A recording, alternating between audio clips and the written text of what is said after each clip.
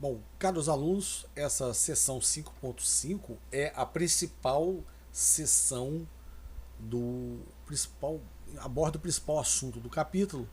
A gente vai ver conceitos extremamente importantes. São conceitos fundamentais na evolução das arquiteturas, né? O que são esses barramentos FSB e BSB? O que é um cache on die, né? São componentes extremamente importantes no desempenho da máquina. Então, a gente vai ver agora e eu vou basicamente em algumas figuras, né? As figuras que mostram evoluções de arquiteturas, eu vou focar o nosso estudo, tá? Quem quiser, nós vamos ver então essas 10 arquiteturas aqui, né? Então, a arquitetura A, de todos aqueles processadores tradicionais, e aí eu vou explicando a variação delas aqui, tá? Então vamos começar com uma arquitetura bem tradicional, né? A arquitetura até o final da década de 90, que é essa arquitetura A aqui.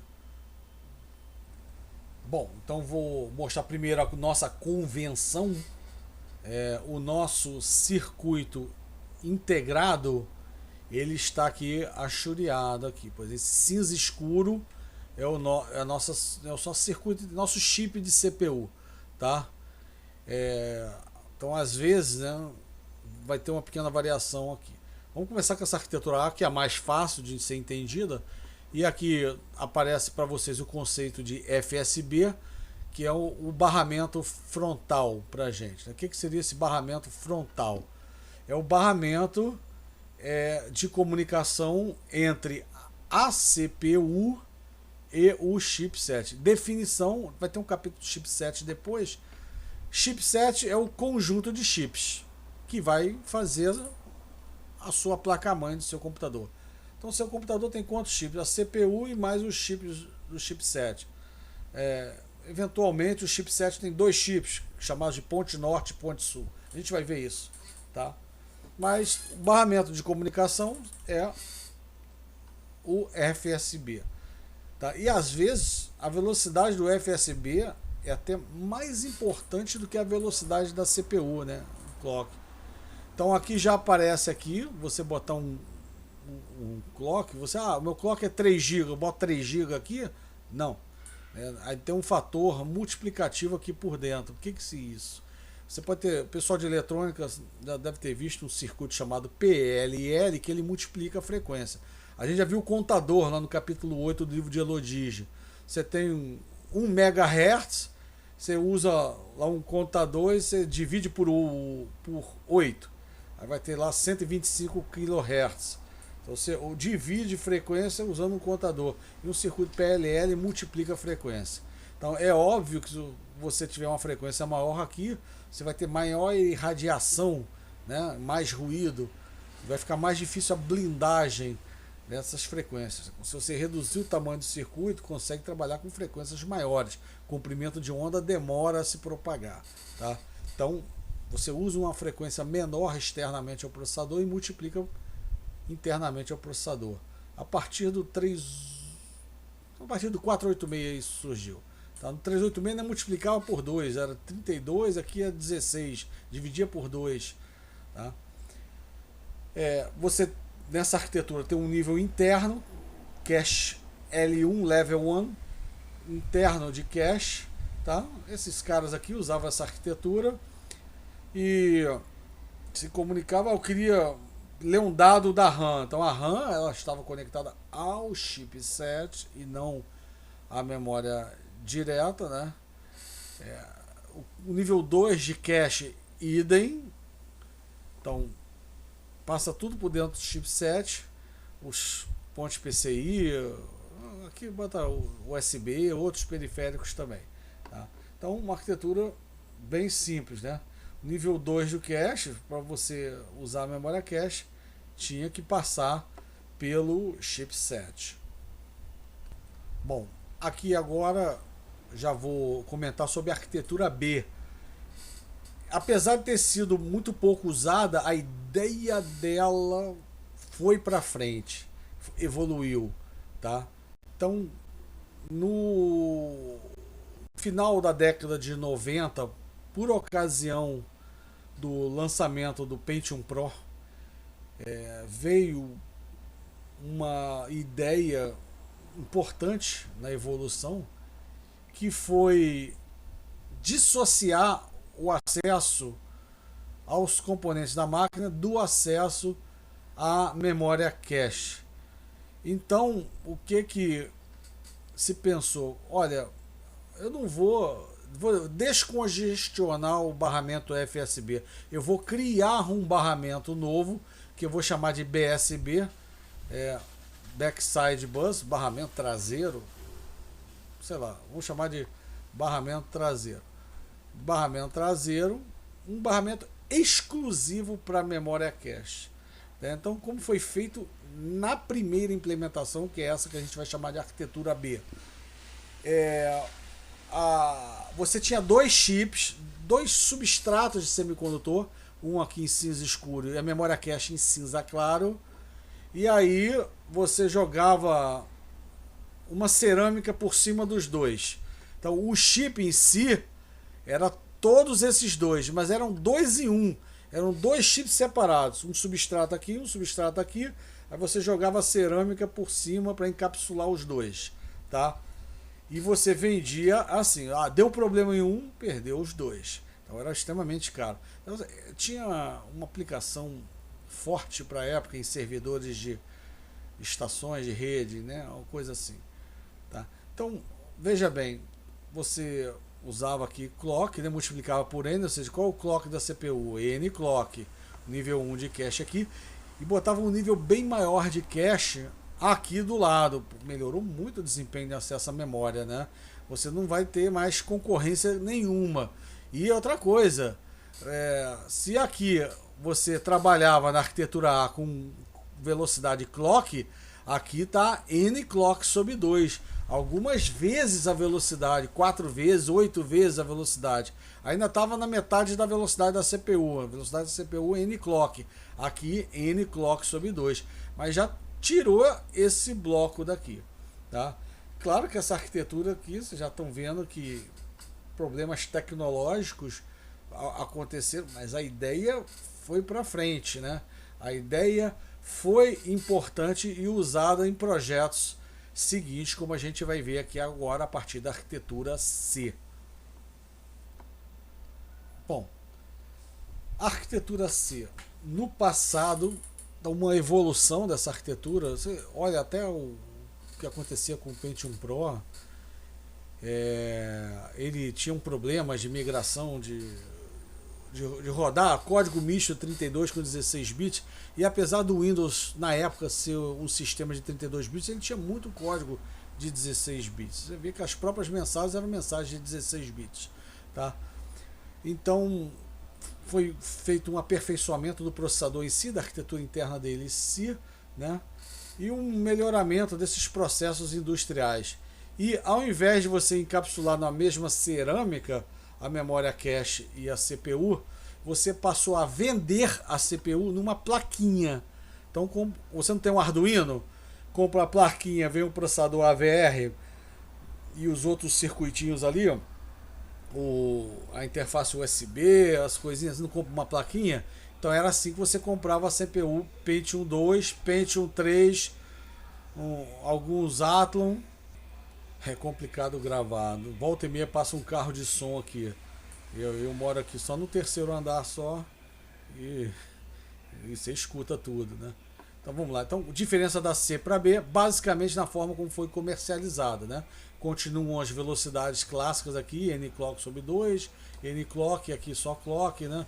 Aqui 133 mega, aqui 263, não, aqui não, 66 mega, aqui 263 e aqui 133. É um exemplo só, né, para Pentium 2, tá? E comercializava, você comprava uma CPU e encaixava na placa-mãe, tá? Não encaixava o chip, encaixava a plaquinha. Do jeito que você compra memória, encaixa a plaquinha de memória, tá? Bom, a evolução de arquitetura, né? Existiam alguns componentes de alto desempenho, né? Que a Intel chamava de Xeon, né? Só que é com X. Eu chamava de Xeon, até vi uma palestra de um engenheiro da Intel aqui no IME, que a SE9 contratou. Ele falava o Xeon, depois que eu associei. Tá? Porque a única diferença aqui, basicamente a nível de arquitetura, é que o cache L2 passou a trabalhar a mesma velocidade da CPU. Isso aqui é importante em termos de desempenho, tá? Você só dobrar a velocidade de acesso ao cache. Mas isso aqui era muito caro para você ter um PC normal. Imagina você ter um PC e um PC game. Vocês sabem o que eu estou dizendo, né? Uma arquitetura bem cara, específica para executar aplicações de alto desempenho, tá ok? Mas na verdade, quando é que a gente começou a ter realmente um aumento bom de desempenho, né? Porque você, quando bota coisas separadas, você ainda tem um tempo de um tráfego de, de comunicação, né? Ou seja, uma distância para a comunicação. Então você pode aumentar a frequência. Quando é que você conseguiu realmente aumentar a frequência do processador? Foi quando você conseguiu botar todo mundo coladinho um no outro. E aí, quando a gente conseguiu colocar todo mundo no mesmo circuito integrado, olha aqui, no mesmo circuito integrado. Então, o circuito integrado está aqui, representado pela curvinha, né? Então a gente passou a chamar essa memória cache integrada junto com a CPU de memória on-die, né? Operando na mesma frequência da CPU, tá? Então aqui você começou a realmente poder aumentar os gigahertz, né? Começou a aumentar os gigahertz e ter um desempenho bem melhor, tá?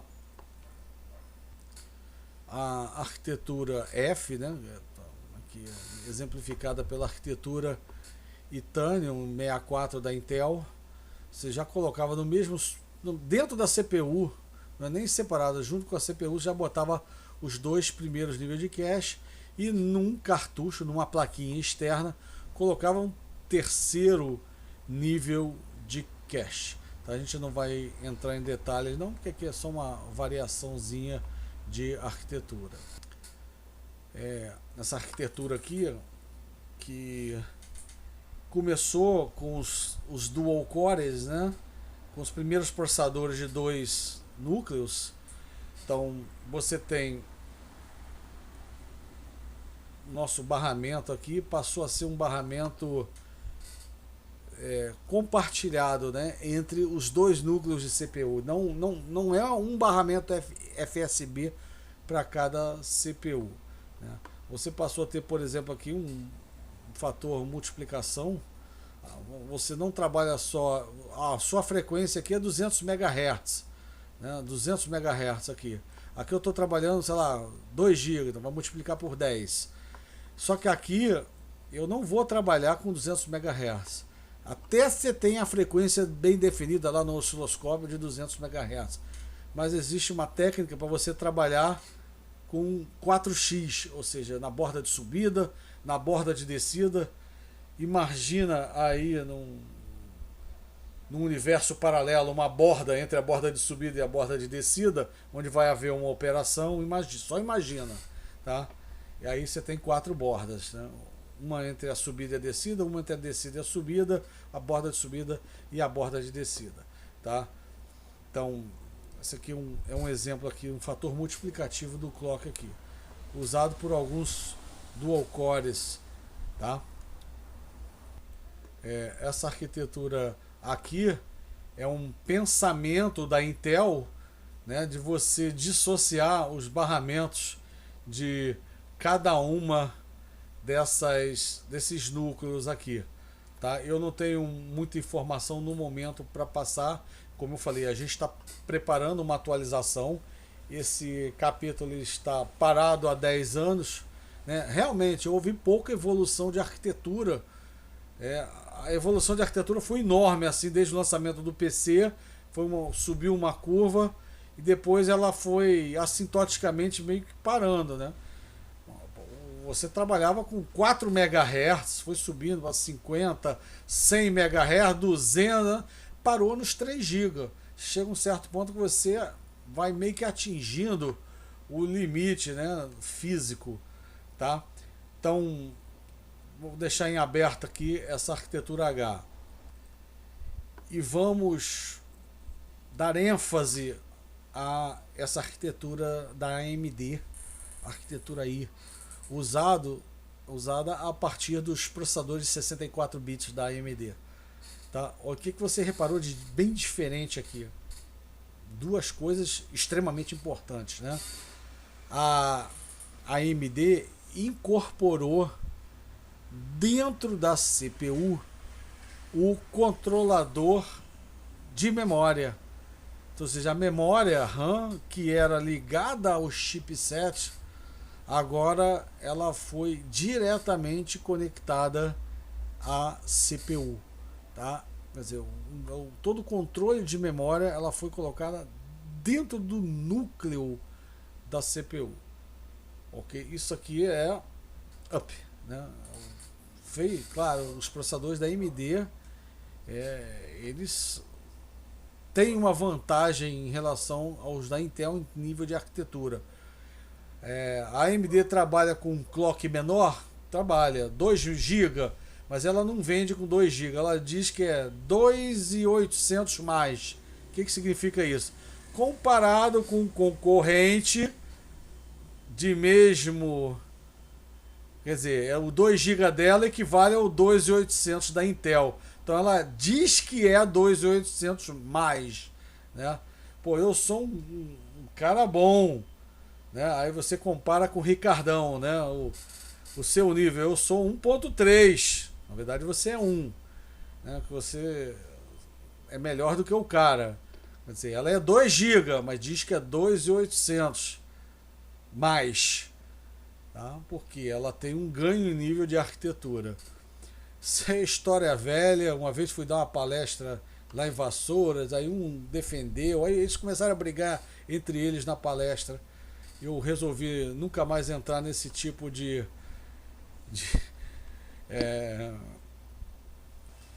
polêmica, tá, sabe? Porque você sempre tem os...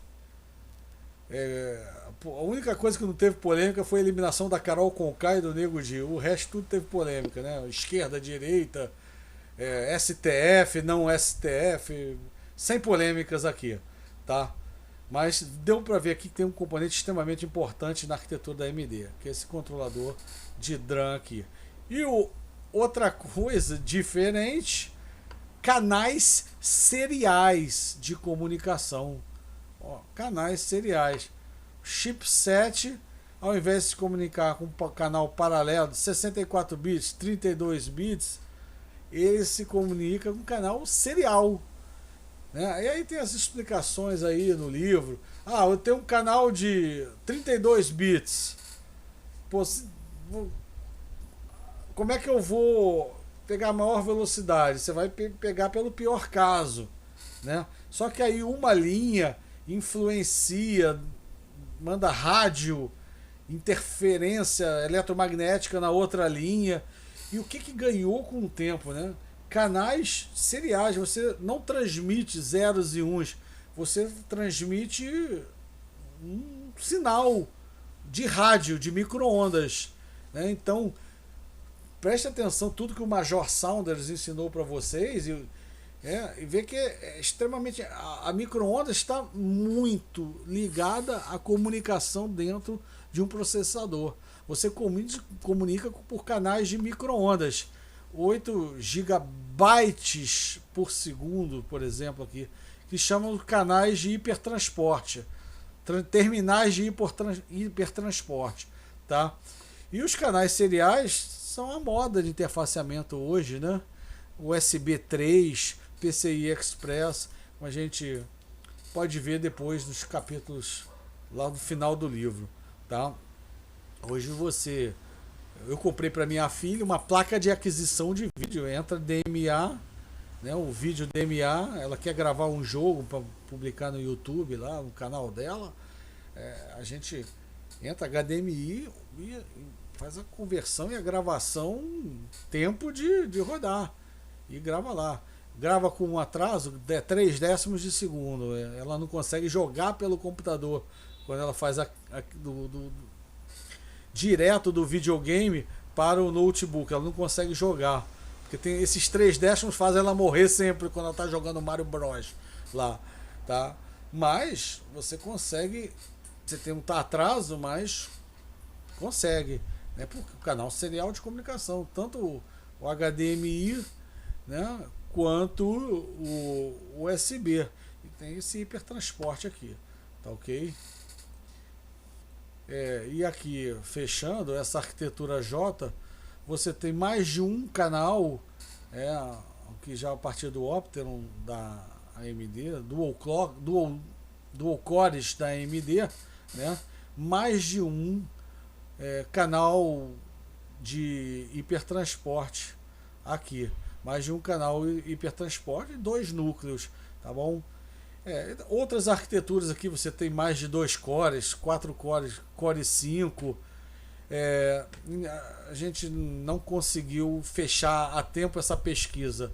A gente deu, para começar o semestre agora, deu prioridade na parte teórica, né? Aquela parte que vai ficar para sempre. E não nessa parte de tecnologia. Mas a gente está devendo aqui os últimos 10 anos. Não vai mudar nada significativamente em relação ao que está apresentado aqui nesse capítulo. Tá bom? Então tem algumas sessões aqui que eu vou pedir meramente para essa Pentium 4 aqui não precisa ler, tá? Se não estiver fazendo nada, eu quero ler, sou estudioso, aí você leia Pentium 4.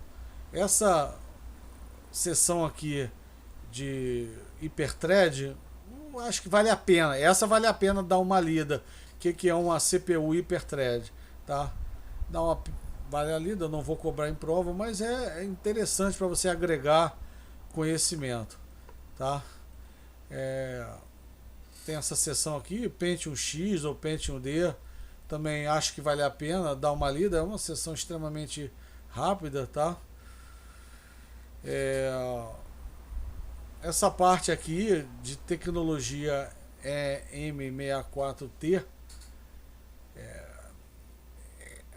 você tem duas arquiteturas 64 da Intel. Essa EM64T, que é que faz você manter a compatibilidade, né? Tipo assim, a extensão 64 para a arquitetura x86 tradicional.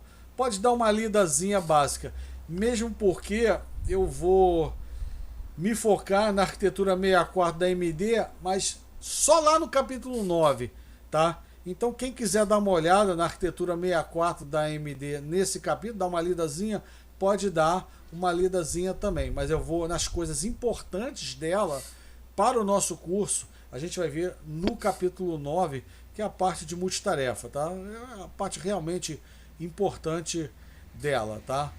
Essa arquitetura 64, isso aqui.